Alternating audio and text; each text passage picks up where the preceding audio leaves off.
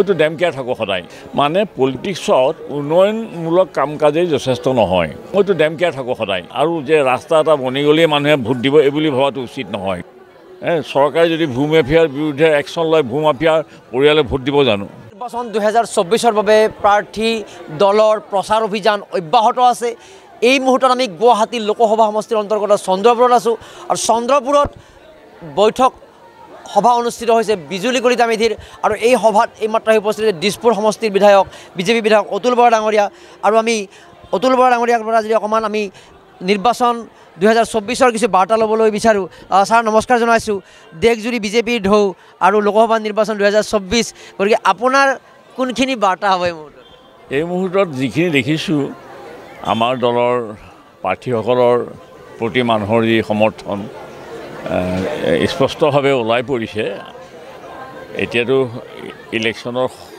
বহুত দূৰ আছে আৰম্ভ হৈছেহে গতিকে এতিয়াতো চব ভালেই দেখিছোঁ তাতকৈ বেছি ভাল কৰাৰ কাৰণে আমাৰ দলৰ সতীৰ্থসকল যদি আগবাঢ়ি আহে স্বাভাৱিকতেই ইয়াত বিশেষকৈ অসমত বিজেপিৰ প্ৰাৰ্থীসকলৰেই মংগল হ'ব বা তেওঁলোকে বহু ভোটৰ ব্যৱস্থা জয়লাভ কৰাৰ সুবিধাখিনি পাব আমাৰ দলৰ কৰ্মী যথেষ্ট বেছি লগাতকৈ বেছি গতিকে মেনেজ কৰিব জানে ৰাখিব জানে মেনেজ কৰিব জানে আৰু দলৰ যথেষ্টখিনি মানুহৰ বিভিন্ন খলপে এই বুথ সমিতি পৃষ্ঠা প্ৰমুখ শক্তি কেন্দ্ৰ মণ্ডল এনেকৈ খলপে মানে মানুহবিলাকক শৃংখলাবদ্ধভাৱে ৰাখি থোৱা হৈছে গতিকে সেইমতে আগবাঢ়ি গ'লে স্বাভাৱিকতেই বিজেপিৰেই অসমত মানে ভাৰতবৰ্ষৰ ৰাজ্যবিলাকৰ ভিতৰত অসমতেই চবচে বেছি ভাল হ'ব বুলি মই ভাবোঁ this is my own feelings গতিকে let us wait and see সেইটোৱে কথা আৰু late us wait and C আৰু পৰৱৰ্তী পূৰ্বে যিখিনি কাম কৰা হৈছে তাৰ ধৰণে লেট এণ্ড ৱেইট চি হ'ব ভোট আহিব এতিয়া আপুনি অন্যতম এগৰাকী স্পষ্টবাদী মানুহ হিচাপে অসমত পৰিচিত নেতা হিচাপে পৰিচিত এতিয়া বিজেপি কিয় ভাল এই কথাটো অকণমান স্পষ্টকৈ বিভিন্নবাৰ কৈ আহিছে ৰাইজে বুজি পোৱাকৈ আপুনি সৰল ভাষাত সদায় কৈ আহিছে বিজেপি কিয় ভাল আচলতে ভাল মানে ইয়াত যদি সমকক্ষ দল থাকিলহেঁতেন তেতিয়া ভাল বেয়াটো জুখিবলৈ সুবিধা হ'লহেঁতেন যেতিয়া সমানে যুঁজিব পৰা দল নাই গতিকে মানুহৰ দৃষ্টিত বিজেপি ভাল এনেই ধৰা পৰে কাৰণ সমানে যুঁজ দিব পৰাকৈ এটা সময়ত আছিলে আজিতো নাই আজি বিজেপি যিখিনি পাইছেগৈ ঠিক তেনেকৈ কংগ্ৰেছৰ মানে নিম্নগামী এটা হেৰিত তেওঁলোকে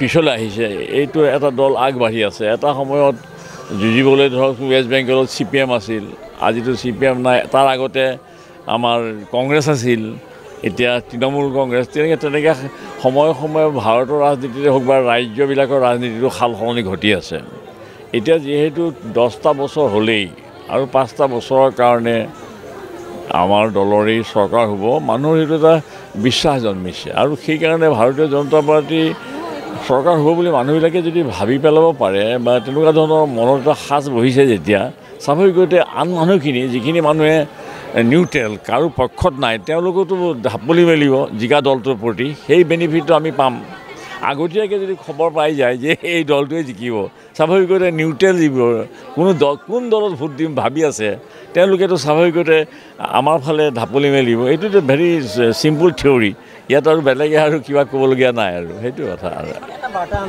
বিভিন্ন সময়ত বিৰোধী দলৰ গুৰুত্বৰ কথা ডেম'ক্ৰেচিত কৈ থকা হয় আপোনালোকৰ দৰে সৎ নেতাসকলে কৈ থাকে কিন্তু এতিয়া বিৰোধী এনেকুৱা হৈ গৈছে বিৰোধী নিজে ছুইচাইড গেম কৰি আছে এটা কথা শেহতীয়াকৈ যে কংগ্ৰেছে বা বিভিন্ন সময়ত এটা কথা সমালোচনা কৰি থাকে বা এথিকেল পলিটিক্সৰ বিপৰীতে কাম কৰা বুলি বিজেপিক সমালোচনা কৰে কিন্তু যোৱা এটা বছৰে আমি দেখিলোঁ কংগ্ৰেছৰ নেতৃত্বত 16টা 17টা কিবা দলৰ তেওঁলোকৰ বিভিন্ন বৈঠক হ'ল বিৰোধী ঐক্যমঞ্চ হ'ল আৰু যেতিয়া তেওঁলোকে প্ৰাৰ্থী ঘোষণা কৰিলে তেতিয়া তেওঁলোকে কিন্তু কাকো সকলোকে বুঢ়া আঙুলি দেখুৱাই দিলে অৰ্থাৎ যি কংগ্ৰেছে বিজেপিক বিভিন্ন আউট অফ এথিক্সত থকা বুলি ক'বলগীয়া কাৰণে বিভিন্ন কথা কৈ থাকে কিন্তু তেওঁলোকে কি এথিক্স দেখুৱালে ঐক্যমঞ্চ কৰি সভা পাতিলে ইমান দিনে এক বছৰে টিকট ঘোষণাৰ সময়ত সকলোকে বুঢ়া আঙুলি দেখুৱাই দিলে সেই কথাটো তেওঁলোকৰ মাজত ঘটি থকা ঘটনা মই সেইবিলাকে একো কমেণ্ট নিদিওঁ কিন্তু এই ৰাজনীতিৰ পাতলীয়া ৰাজনীতি এই এটা কথা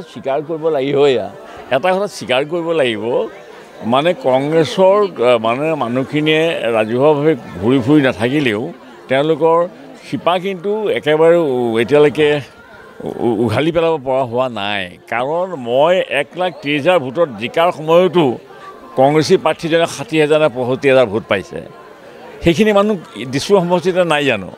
তেনেকুৱা মানুহ শুই থকা মানুহ কিছুমানে আগতে সাৰ পায়, এতিয়া হয়তো এইবাৰ হয়তো সাৰ নাপাবও পাৰে। গতিকে এইবাৰ ব্যৱধানটো হয়তো বেছি হৈ যাব পাৰে, সেইটোৱে কথা, আৰু বেলেগ কি ক'ম আৰু। বিৰোধীৰ অস্তিত্ব এতিয়া বিশেষ মই অস্তিত্ব নাই বুলি নকওঁ, তেনেকৈ তেওঁলোকক মই একেবাৰে অস্তিত্ব নাই বুলি কৈ আমাৰ দলৰ মানুহখিনি শুই থাকক, আমাৰ বিৰোধী নাই যেতিয়া আমাৰ কামো নাই, এনেকুৱা এটা পৰিৱেশ ৰচনা কৰাৰ মই সপক্ষে মাত মাতিব নোৱাৰোঁ। মোৰ কথা বি কেয়াৰফুল, সাৱধানে থকা ভাল, সতৰ্ক হোৱা ভাল যে তেওঁলোকৰ শক্তি নাই বুলি ভাবি ল'লে আমাৰ দলৰ কৰ্মীবিলাকেতো একোৱেই নকৰিব। তেওঁলোকৰ শক্তি আছে কিবা এটা, সেই কিবা এটাতো নোহোৱা কৰিব লাগে, সেইটোৱে কথা। এটা কথা সুধিম, লোকসভা সমষ্টি মানে বিধানসভা সমষ্টিৰ সমষ্টি। এতিয়া 3 বছৰীয়া কাৰ্যকাল সম্পূৰ্ণ কৰিলে আমাৰ অতুল বৰা ডাঙৰীয়াই। তো বিজুলী কলিতা মেধিৰ বাবে দিছপুৰ সমষ্টিত বিগত সময়ছোৱাৰ যিখিনি কাম কাজ 5+3 আগতো AGPটো বাদ দিলোঁ, বিজেপিৰ 8 বছৰীয়া কাৰ্যকালৰ যিখিনি আপুনি কাম কৰিলে সেইখিনিৰ পৰা নিশ্চয় এটা প্ৰভাৱ থাকিব। তো আপুনি কিমান কনফিডেণ্টলি ক'ব খোজে যে 8 বছৰীয়া যিখিনি কাৰ্যকালৰ যেটা প্ৰভাৱ পৰিব, আই এম কনফিডেণ্ট দেন মই ঠিকেই কৰিছোঁ? মানে পলিটিক্সত উন্নয়নমূলক কাম কাজেই যথেষ্ট নহয়। উন্নয়ন কৰিছোঁ, মই অমুক কৰিছোঁ তমুক কৰিছোঁ কাৰণে ভোট দিব, সেইটো যদি কোনোবাই ভাবি থাকে সেইটো মই শুদ্ধ চিন্তা বুলি মই নাভাবোঁ। মইতো ডেম কেয়াৰ থাকোঁ সদায়, কাৰণ কিয় মানুহক কি ধৰণে কেনেকৈ ব্যৱহাৰ কৰিব লাগে, মানুহৰ বিপদে আপদে একো কৰিব নোৱাৰিলেও মাত এষাৰ দিয়া মানুহ ওলাব লাগে, আৰু যে ৰাস্তা এটা বনি গ'লেই মানুহে ভোট দিব এই বুলি ভবাটো উচিত নহয়। কাৰণ সেই ৰাস্তাইদিতো চুৰ ডকাইতো যাব, সেই ৰাস্তাইদিতো যেন ভূমাফিয়াও যাব। চৰকাৰে যদি ভূমাফিয়াৰ বিৰুদ্ধে একশ্যন লয়, ভূমাফিয়াৰ পৰিয়ালে ভোট দিব জানো? ঠিক তেনেকুৱা কথাটো। আৰু দালালৰ বিৰুদ্ধে চৰকাৰে একশ্যন ল'লে দালালৰ পৰিয়ালে ভোট দিব জানো? ঠিক তেনেকুৱাই হৈছে এতিয়া ধৰক ভোগদৈ নদীত এতিয়া যিটো ঘটনা ঘটি গ'ল, পঢ়ি থকা যোৰহাট ইঞ্জিনিয়াৰিং কলেজত পঢ়ি থকা, ইঞ্জিনিয়াৰিং কলেজত পঢ়ি থকা সেই ল'ৰাটো কেনেকৈ মৰিলে? যি ধৰণে তেওঁলোকে ফকলেণ্ড আৰু JCB লগাই ডাম্পাৰ চাম্পাৰ দি পেলাই ভোগদৈ নদীত ঠায়ে ঠায়ে মস্ত গাঁত কৰি তেওঁলোকৰ, এইটোতো বন বিভাগ নাই নেকি চাবলৈ? এইবিলাক চৰকাৰ DC নাই নেকি? SP নাই নেকি? এইটো বোলে বন বিভাগেহে চাব। আমি দেখোন তেনেকুৱা ধৰণৰ ঘটনা হ'লেতো আমি নিজে খাৰা হৈ পেলাই খেদি যাওঁ মানুহ দেখোন। পুলিচেতো খেদি যাবলৈতো বেছি সুবিধা আছে, হাতত লাঠি আছে, বন্দুক আছে, গুলি আছে, কেলৈ নাযায়? আৰু DC এগৰাকীয়ে সেইফালে পাৰ হোৱা নাই নেকি? তাত ADC নাই নেকি? মেজিষ্ট্ৰেট নাই নেকি? অকল বন বিভাগক ক'লেও নহ'ব, বন বিভাগৰ ডিপাৰ্টমেণ্ট বন বিভাগৰ, কিন্তু বাধা দিবলৈতো ৰাইজেও বাধা দিব লাগে। ৰাইজে বাধা দিব নালাগে জানো? চৰকাৰখনে বন বিভাগে একোৱেই নকৰিলে, সেইবুলি কিবা এটা ঘটিলে বন বিভাগক দোষাৰোপ, মইতো দোষাৰোপ কৰিলোঁ, বহুবাৰ কৰি আছোঁ, কিন্তু হ'লেও মানুহে নিজৰ দায়িত্বটো সঠিকভাৱে, বিশেষকৈ অফিচাৰবিলাকে, বেলেগ বিভাগৰ অফিচাৰবিলাকেও নিজৰ চিন্তাৰে কিছু কাম মানে দেশখনৰ কাৰণে, মংগলৰ কাৰণে, আৰু মানুহৰ যাতে বিপদ আপদ নহয়। এই নদী এখন খান্দি আছে, ক'ৰবাত হয়তো 8 ফুট দ, ক'ৰবাত 10 ফুট দ, ক'ৰবাত 3 ফুট দ। মানুহবিলাকেতো ধাৰণা হোৱা নাই ন, ভোগদৈ নৈ পাৰৰ মানুহবিলাকতো এনেকুৱা এটা হোৱা নাই যে সমানে খান্দি যোৱাহেঁতেন এই বিপদটো নহয়। ক'ৰবাত মস্ত গাঁত এটা খান্দি পেলাইছে, তাতে পৰি সোমাই মৰিলে। সেইবিলাক ঘটনা এতিয়া বন বিভাগক দোষাৰোপ কৰিছে, ময়ো বন বিভাগকে দোষাৰোপ কৰিছোঁ। কিন্তু আন বিভাগৰ কোনো কাম নাই নেকি? আন বিভাগৰো কাম আছে এইবিলাক চোৱা চিতা কৰাৰ কাৰণে, মানুহৰো কাম আছে, নাগৰিকৰো কাম আছে। সচেতন নাগৰিকবিলাকে এইবিলাক দেখা নাই জানো? এই JCB ফকলেণ্ডবিলাকক আগুৰি নধৰে কিয় তেতিয়া? সেইটোৱে কথা দিয়া।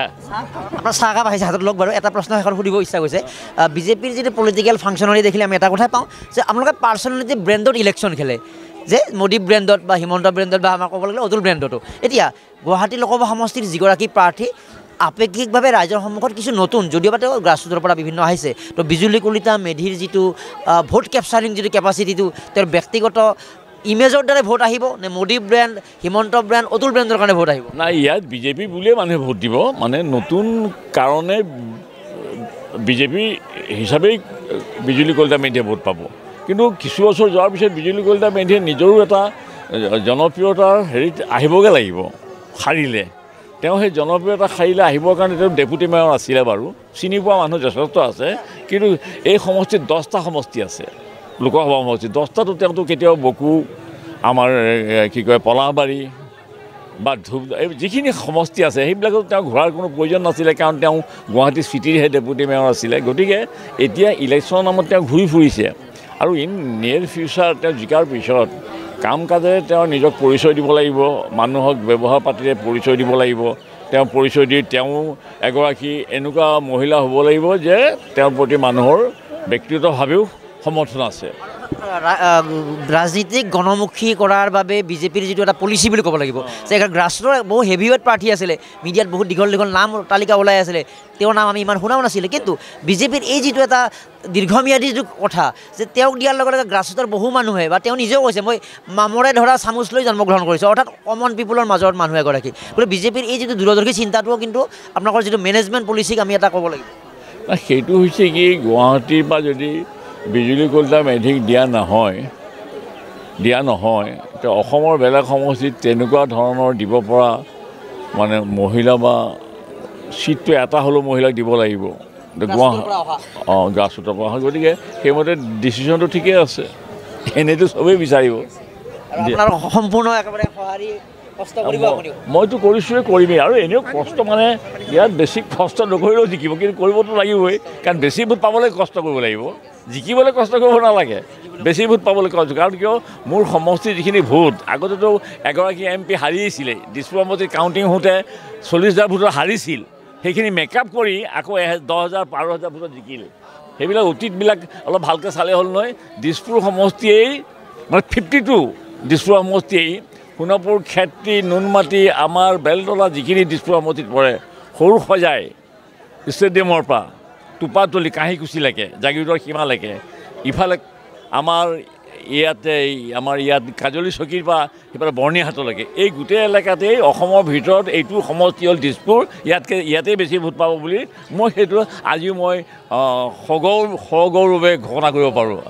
সগৌৰৱে কোৱাৰ কাৰণটো এনেকুৱাও নেকি যে আজি নিৰ্বাচনী সভা বুলি আপুনি আহিছে, ইয়াৰ পূৰ্বে হয়তো নিৰ্বাচনত আহে, বহুতে ৰাইজৰ মনত ধাৰণা যে ভোট দিলে আহে নমস্কাৰ কৰি ভোটটো দিব লাগে, তো ভোট যোৱাৰ পিছত বিগত সময়ছোৱাত নিশ্চয় ৰাইজৰ লগত আপুনি এই অঞ্চলৰ ৰাইজৰ লগত এটা সম্পৰ্ক ৰক্ষা কৰি আছে। এইটো অঞ্চলতো 70 চনৰ পৰা ইলেকশ্যনত MLA মই হৈছোঁ 85 মন্ত্ৰী, বাকী এতিয়া 69 চনৰ পৰা যে ইয়াত ঘূৰি ফুৰিছে মানুহে নাজানে। মইতো 70 চনত আমাৰ 3 টুকুৰাত মইতো ফ্লাডৰ সময়ত চাউল, চেনি, দালি, তেল এইবিলাকতো দেখোন 3 টুকুৰাত মই দিছোঁৱেই, তেতিয়াই দিছোঁ, দিম।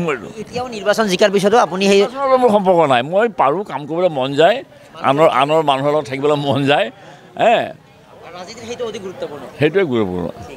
অতুল বৰা ডাঙৰীয়া তেওঁ কৈছে যে ৰাইজৰ লগত থাকিব লাগে, কাম কৰা উন্নয়নমূলক এটা বেলেগ বিষয়, কিন্তু ৰাইজৰ মাজত সম্পৰ্ক স্থাপন কৰি আগবাঢ়ি যোৱাৰ যিটো এটা হেঁপাহ থাকে এগৰাকী নেতাৰ, এই নেতাৰ হেঁপাহে নিৰ্বাচনৰ সময়ত ভোটলৈ ৰূপান্তৰ কৰাৰ যিটো সম্ভাৱনা বৃদ্ধি কৰি লৈ যায়। তেওঁ কৈছে জয়টো হ'বই, জয়ৰ ব্যৱধান কিমান হ'ব তাৰ বাবেহে তেওঁলোকে আচলতে যুঁজি আছে। দেখা যাব 4 জুনৰ ফলাফলত, গুৱাহাটী লোকসভা সমষ্টিৰ ফলাফলত বিজুলী কলিতা মেধিয়ে অতুল বৰা ডাঙৰীয়াই কোৱাৰ দৰে কিমান ব্যৱধানত জয়লাভ কৰি দিল্লীৰ যিটো মসনদলৈ গমনৰ বাট তেওঁ নিৰ্মাণ কৰিব পাৰে। সহজে আকাশদেৱৰ সৈতে গুৱাহাটী লোকসভা সমষ্টিৰ অন্তৰ্গত চন্দ্ৰপুৰৰ বিজুলী কলিতা মেধিৰ এক নিৰ্বাচনী সভাৰ পৰা মৰম কুমাৰ, ডেমক্ৰেচি লাইভ।